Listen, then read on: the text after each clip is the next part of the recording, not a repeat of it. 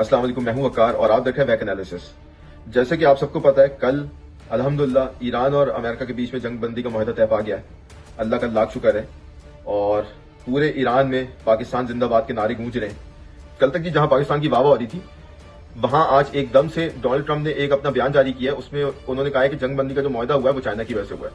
अब इस उनके बयान के बाद पूरी दुनिया चौंक गई है कि एकदम से बीच में चाइना किस तरह से आ गया। मैं आपको इसके बारे में थोड़ा सा बताऊं कि बेसिकली हुआ कुछ इस तरह से। ईरान ने पाकिस्तान को कन्विंस किया कि आप बीच में एज अ गारंटर ना बने। हम चाइना से बात कर रहे हैं तो हम चाह रहे हैं कि बीच में चाइना एज अ गारंटर आ जाए। अगर चाइना बीच में एज अ गारंटर आ जाएगा तो उसका एक दबाव होगा इसराइल पे और अमेरिका पे, क्योंकि अगर अमेरिका हम पे हमला कर सकता है तो वो कल को आप पे भी कर सकता है। और हम नहीं चाहते कि आपके गारंटर बनने के बाद अगर इसराइल और अमेरिका की तरफ से हम पे हमला किया गया तो हम आपको कसूरवार ठहराएं। तो इसलिए इन्होंने बीच में एज अ गारंटर चाइना को लिया है, क्योंकि चाइना के आने से क्या होगा कि अमेरिका और इसराइल पे एक तो प्रेशर भी रहेगा। तो पाकिस्तान, यूएई और सऊदीया का डिफेंस एग्रीमेंट करवा दिया गया। उसके बाद जो पूरी इनको बचाने की जिम्मेदारी बनती है वो लामाला पाकिस्तान की बनती है। इंडिया में भारतीय मीडिया पीएम मोदी और उनकी पूरी कैबिनेट को तनकीद का निशाना बना रहा है। और जैसे कि मैंने आपसे पहले भी कहा था कि पाकिस्तान की खारजा पॉलिसी कदरे बेहतर है, और आज ये चीज अल्हम्दुलिल्लाह साबित भी हो गई है। और मैं फिर कहूंगा इस चीज का पूरा जो क्रेडिट है वो पाकिस्तानी अफवाज को जाता है कि उन्होंने इस पूरी सिचुएशन को बहुत स्मार्टली हैंडल किया। क्योंकि आप देखें कि इनकी पूरी जो कोशिश थी वो थी कि जी हम किसी भी तरह पाकिस्तान को, ईरान को, यूएई को, सऊदीया को आपस में लड़वा दें। देखें, जब अमेरिका ने ईरान पे हमला किया तो इवेंचुअली ईरान ने रिटेलिएट करना था। जहां जहां पे अमेरिकन बेसिस थी वो यूएई में, सऊदीया में, कतर में, जहां जहां भी थी, ठीक है। अच्छा, उसके बदले में पाकिस्तान ने ईरान पे हमला करना था। तो उस चीज को आप अगर देखें तो अल्हम्दुलिल्लाह पाकिस्तान ने बहुत अच्छा फैसला किया कि ईरान पे हमला नहीं किया इनकी वजह से, वरना ये जंग बहुत बड़ी हो सकती थी और सारे मुसलमान आपस में लड़े होते। तो अल्लाह का लाख लाख शुक्र है कि अल्लाह पाक ने इस चीज से सबको महफूज रखा। फिर इसके साथ साथ आप अगर देखें इनकी हिस्ट्री, आज तक इसराइल कभी भी किसी जंगबंदी के मुआहदे पे उसने अमल नहीं की।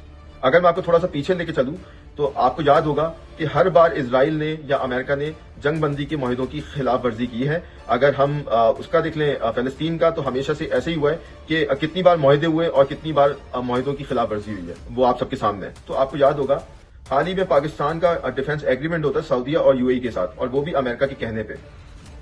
तो आप इस एक जो पूरा टाइम फ्रेम है, आप अगर इसको समझेंगे तो आपको आएगा समझ। बेसिकली हुआ कुछ इस तरह से, मोदी का इसराइल जाना ईरान पे हमला करने से कोई 3-4 दिन पहले, पाकिस्तान का डिफेंस एग्रीमेंट होना है यूएई और सऊदीया के साथ, वो भी अमेरिका के कहने पे, और अचानक से अमेरिका का हमला करना इसराइल के कहने पे ईरान के ऊपर।